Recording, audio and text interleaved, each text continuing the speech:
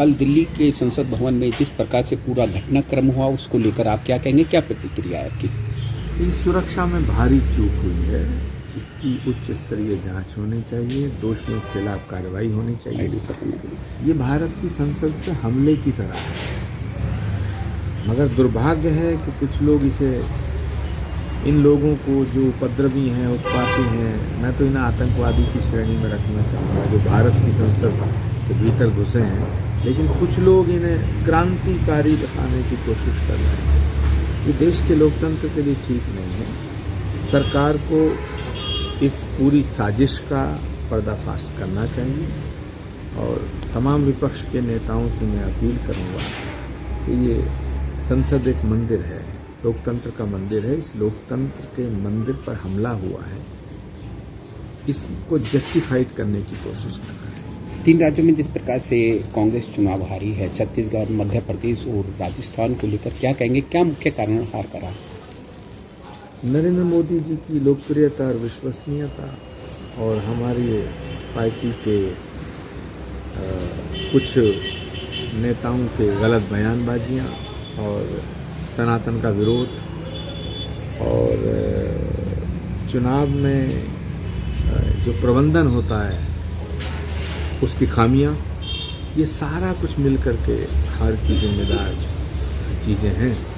तो हमें समीक्षा करनी चाहिए, लेकिन अफसोस की बात यह है कि चुनाव हारने की समीक्षा वो पदाधिकारी कर रहे हैं जिनकी वजह से हम चुनाव हारे। क्या मुख्य कारण चुनाव हारने का? सनातन का विरोध और जातिवाद की राजनीति देश ने स्वीकार नहीं की। जातीय जनगणना को इस कदर ऊपर उठाया गया कि जैसे दुनिया में सिर्फ एक ही समस्या है, जातीय जनगणना। तो जातीय जनगणना का जो मैसेज देश में गया वो ऐसा गया कि जैसे हम कांग्रेस जातिवाद की राजनीति करना शुरू कर दी है, जबकि कांग्रेस जातिवादी पार्टी नहीं है। सनातन को मिटाने की जो घोषणा कर रहे हैं उन नेताओं का साथ देना, तो हम अपने सहयोगियों के जो गुनाह हैं, जो उनके पाप हैं, उनका फल हमें मिला, तो उनकी सज़ा हमें मिली, इस वजह से हम चुनाव आए। 2024 से को लेकर क्या कहेंगे कि अगर प्रियंका गांधी जी के नेतृत्व में चुनाव लड़ा जाता है तो क्या चीज़ संभव हो पाएगी? देखिए, प्रधानमंत्री के पद का कैंडिडेट देना चाहिए और देना पड़ेगा। बिना दूल्हे के बारात नहीं चलती है, ना अच्छी लगती है। तो नरेंद्र मोदी जी के सामने कोई ताकतवर, कोई पॉपुलर फेस देना पड़ेगा, और उसमें हमारे पास 2 ही फेस हैं, या तो राहुल गांधी जी या प्रियंका गांधी जी। राहुल गांधी जी अगर तैयार नहीं होते हैं तो फिर प्रियंका गांधी जी को चेहरा बनाया जाना चाहिए। स्वामी प्रसाद लगातार हिंदू विरोधी बयान देते आ रहे हैं, समाजवादी पार्टी के अच्छे नेता हैं, लेकिन उसको लेकर क्या कहेंगे? स्वामी प्रसाद मौर्य जी ने कोई सुपारी ले रखी है समाजवादी पार्टी को खत्म करने की, और वो समाजवादी पार्टी का बेड़ा गर्क करके छोड़ेंगे। 2024 से पहले अगर स्वामी प्रसाद मौर्य जी को अखिलेश जी ने नहीं निकाला तो हिंदुओं के वोट को तरस जाएगी समाजवादी पार्टी, और ये बड़ा अनफॉर्चुनेट होगा, दुर्भाग्यपूर्ण।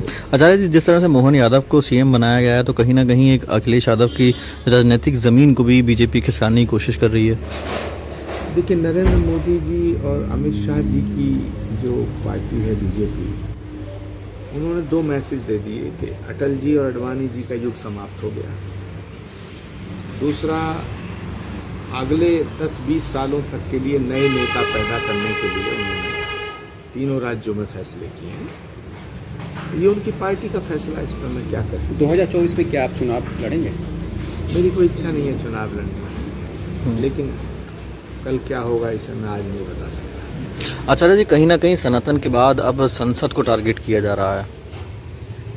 संसद लोकतंत्र का मंदिर है, उस पर हमला करना देश पे हमला करने जैसा है।